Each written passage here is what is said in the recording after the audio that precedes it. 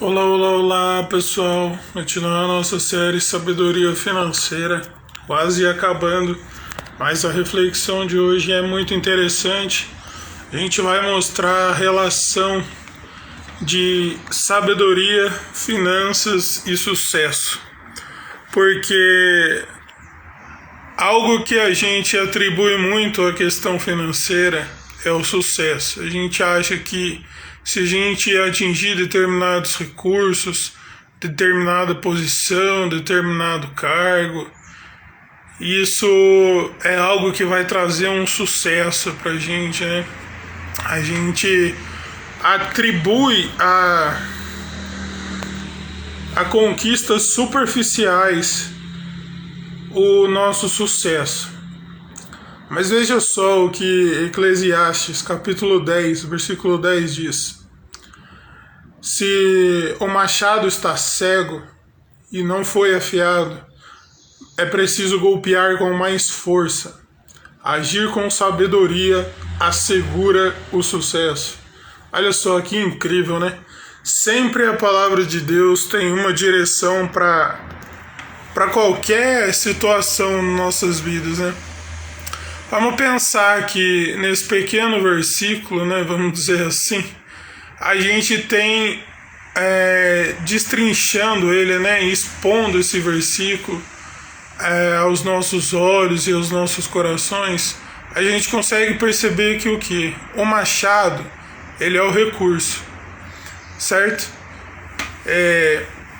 Isso a gente pode comparar com a questão dos recursos financeiros que a gente acha que precisa muitas vezes atingir, conquistar um determinado reconhecimento, privilégios, e isso acaba sendo vazio, porque olha a continuidade do versículo. Se ele está cego, né? Se o machado está cego, será que a gente tem procurado o sucesso em coisas vazias?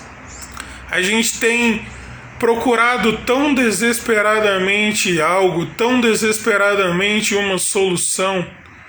Muitas vezes a gente corre atrás de pessoas e lugares que vendem um Deus que pode fazer exatamente o que estamos precisando, exatamente o que estamos necessitando.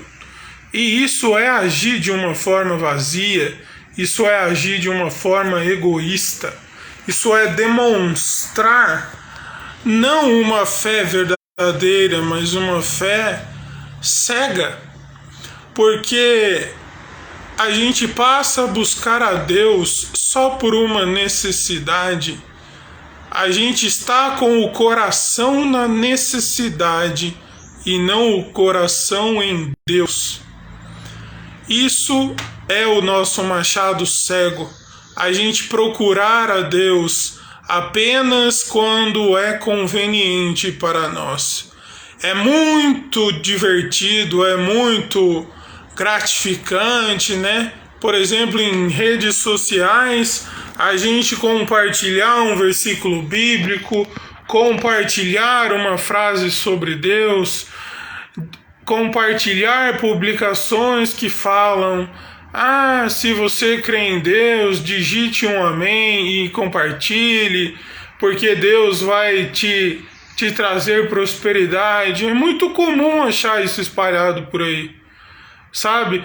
Muitas vezes pessoas estão buscando curtidas, comentários, o sucesso delas baseado nisso, e às vezes eu e você estamos entrando nessa promoção dessa fé cega, sabe? Prometendo mundo e fundos, né? E os nossos olhos crescem muito no fundos, né? Porque a gente quer que Deus supra as necessidades, mas a gente não alimenta em nossos corações a necessidade por Deus. Reparou como é diferente? A gente quer que Deus faça isso ou faça aquilo. A gente passa a tratar Deus como um empregado, sabe? E muitas vezes a gente transfere isso para Deus quando a gente já fez isso com pessoas. Pessoas que sempre mostraram a disposição, muitas vezes a linha tênue que separava certas coisas,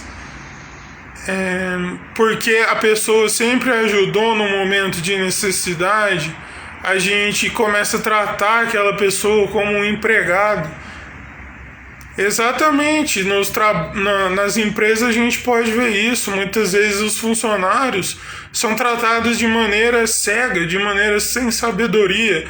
São tratados como algo que só serve para cumprir um resultado, alcançar uma meta, porque a pessoa que se diz estar na liderança só quer lucros.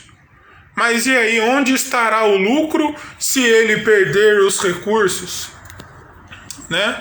Do que adianta ele manusear os machados que seriam os funcionários dele de maneira cega, de maneira vazia, não investir no ambiente de trabalho, nas pessoas que trabalham ali naquela empresa. E a continuidade do versículo diz que aí vai ser necessário golpear com mais força. Você já viveu uma situação que não importasse os esforços que você fazia, parecia que você tinha que fazer cada vez mais e parece que demorava muito para algo sair dali? Às vezes a gente se depara com situações, pessoas, que os problemas estão nas circunstâncias ou nas pessoas, mas se a gente insistir da mesma forma, se a gente continuar da mesma maneira, se a gente continuar com o mesmo pensamento e não permitir Deus, o Espírito Santo de Deus, renovar a nossa mente. Porque veja só o que a Bíblia diz, que quando a gente não se conforma, né? Ela não fala quando, mas ela diz para a gente não se conformar com os padrões, com o sistema desse mundo.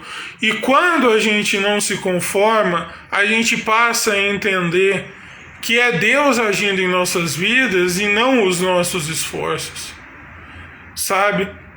Porque muitas vezes não conseguiremos mudar as circunstâncias e muito menos as pessoas, porque a gente não tem esse poder. Por mais que a gente consiga argumentar da mais excelente forma, quem está disposto a não ser convencido não vai.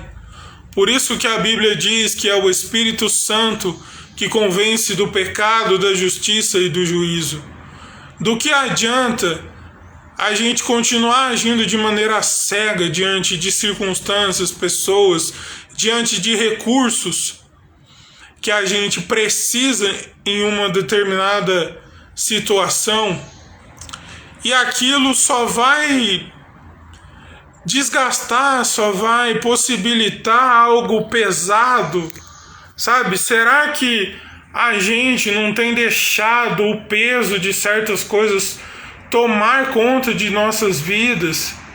E aquilo tem se tornado esforços vazios, esforços egoístas até muitas vezes, porque de tanto aquela insistência, de tanto aquilo acontecendo, começa a tomar conta de nós um pensamento egoísta, um pensamento, não, eu mereço, eu preciso, eu necessito, e se veste esse tipo de coisa, se veste esse discurso de que eu não posso deixar eu para depois, os outros que se virem, né?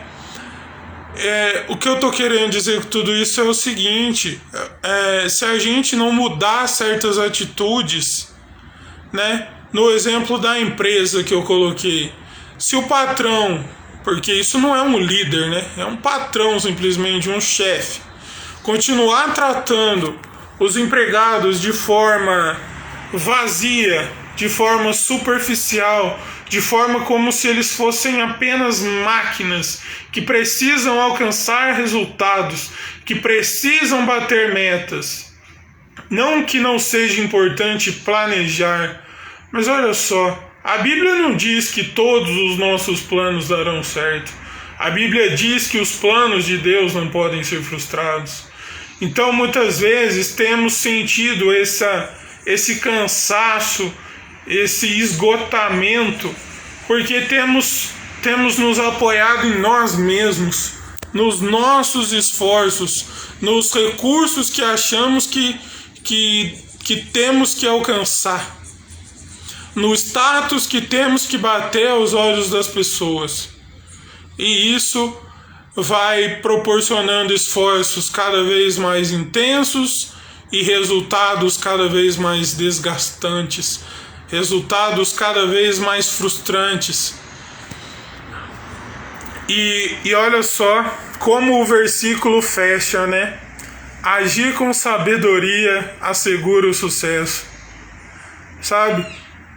Muitas vezes é preciso a gente se aquietar e analisar a situação e refletir, sabe, de forma equilibrada, nem racional demais, nem emocional demais. É preciso a gente analisar a situação, do que eu preciso me despir diante disso, preciso me despir do meu orgulho, do meu egoísmo, da minha superficialidade, porque só aí nós conseguiremos encontrar a sabedoria para lidar com determinadas situações e pessoas. Veja só,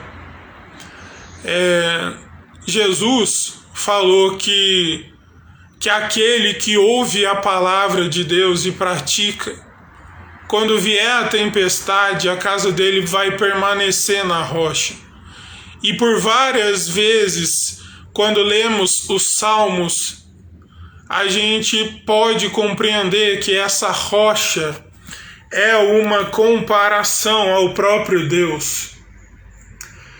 E se a gente deixa a palavra de Deus ocupar a nossa vida, ocupar pequenas atitudes que temos nos nossos dias, a gente vai se livrar de todo o egoísmo, de todo o orgulho.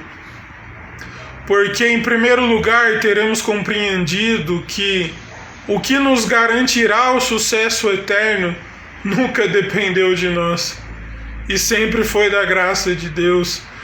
Não interessa o quanto eu e você lutemos, nos esforcemos para ser salvos, que a gente nunca vai conseguir.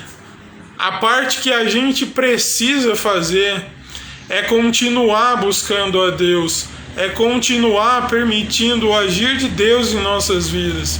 Mas no que dependesse de mim e de você, a gente nunca se salvaria. Porque dependeu de uma atitude de Deus para ele se revelar ao mundo por meio da pessoa de Cristo. Será que hoje não é um dia de balanço, que nós precisamos compreender aonde que está faltando sabedoria em nossas vidas para lidar com os recursos em situações complicadas e em situações boas?